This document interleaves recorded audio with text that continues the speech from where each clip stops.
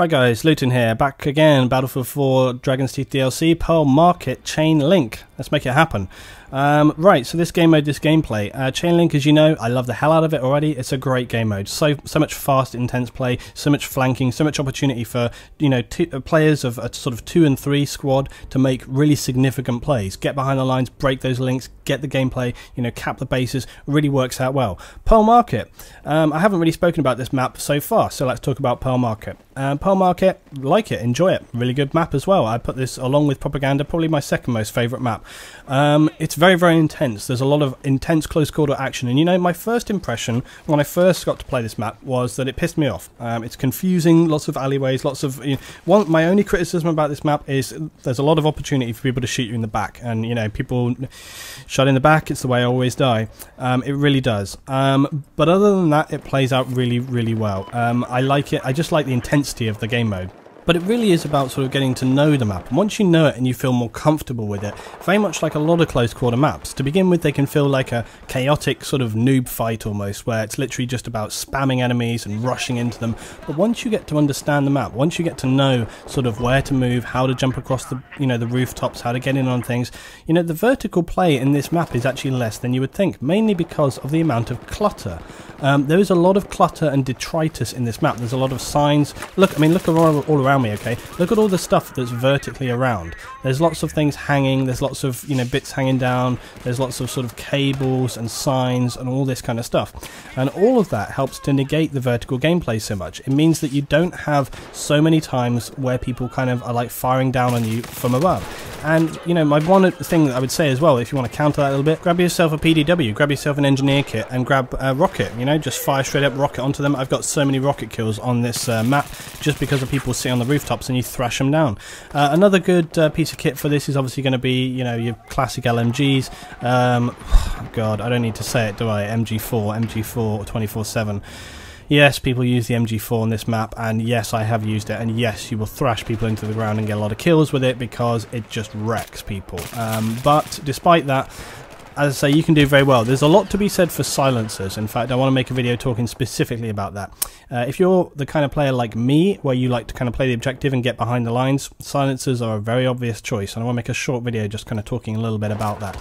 So as you can see right now, we've kind of focused into the middle of the map, and you know, unsurprisingly, that's a very kind of initial play, because straight away people tend to kind of get in on the base, and bam, you're in the middle.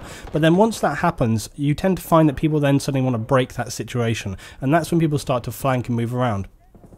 As I say, this map is very much about understanding. Look already, look, see they've broken that middle section and then they're pushing back on the bases. So, you know, we've gone from a central cap position into all of a sudden trying to actually control different bases and get onto them right now. But as I say, you can see that there's this very much kind of fast-paced 1v1 trading happening, and it's very much down on you to kind of control that situation and turn it back again.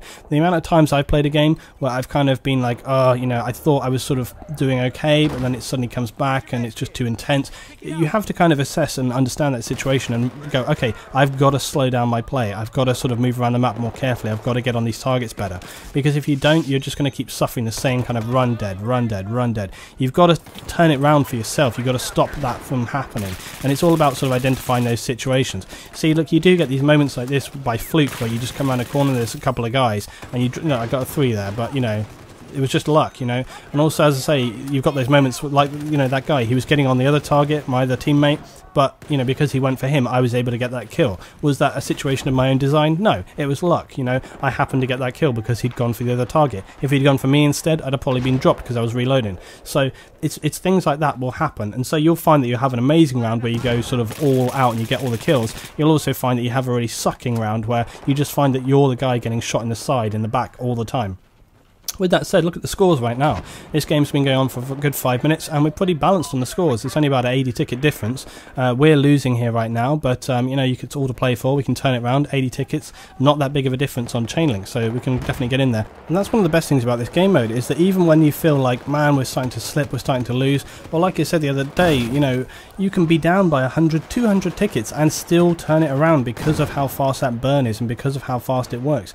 Okay, here we are back trying to control the situation here, trying to cap and make sure that we secure these links because it's important that we cap these bases, and there we are, that's given us a 3-to-1 link advantage.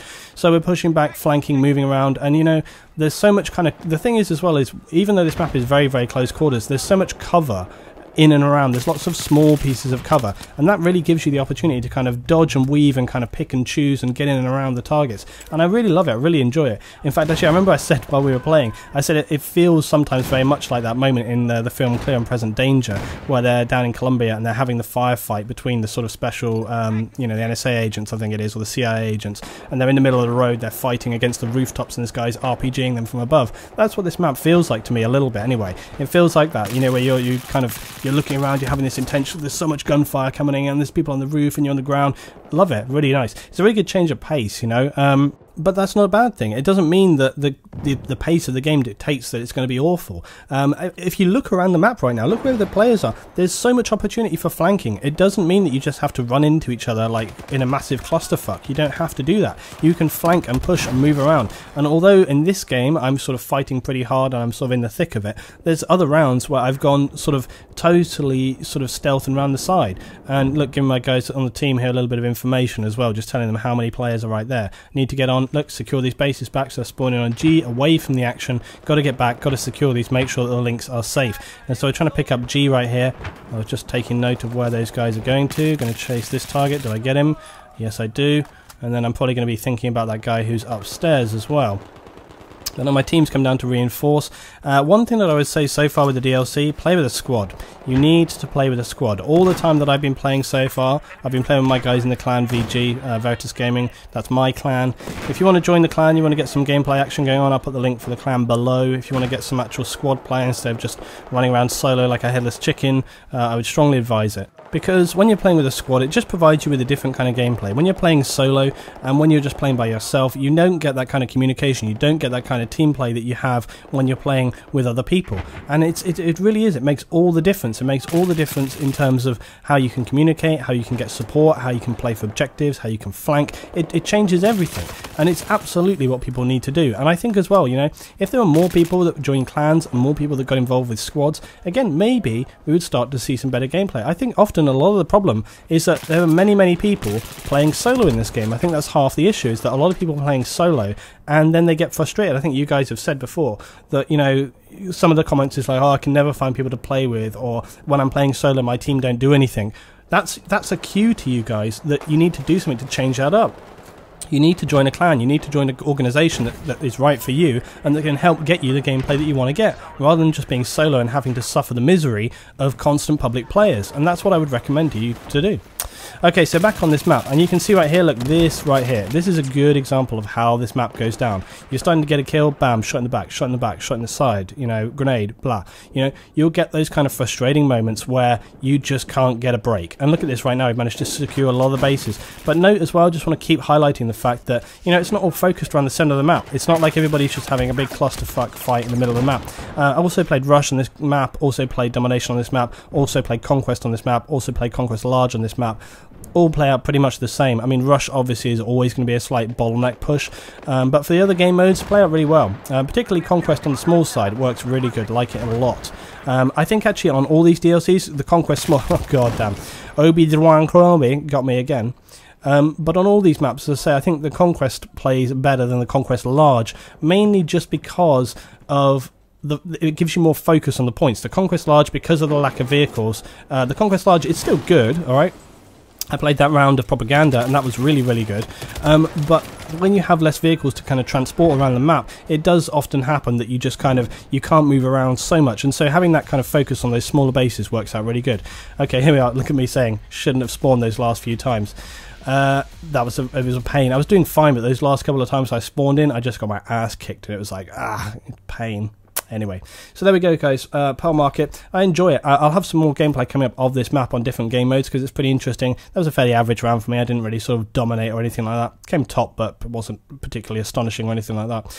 Anyway, so I enjoy this map though, despite what I've seen a lot of people saying. I think it plays out good. I think it's really intense. It gets your blood gunning. You know, it's real Twitch furious gameplay, and I say, but you have the total opportunity to make those stealth flanks no different than any other map. Love it. It's definitely no Metro, that's for sure. So Thanks for watching this one, guys. Hope you enjoyed. As always, if you do, drop it a like. I'll see you next time for some more Battlefield 4.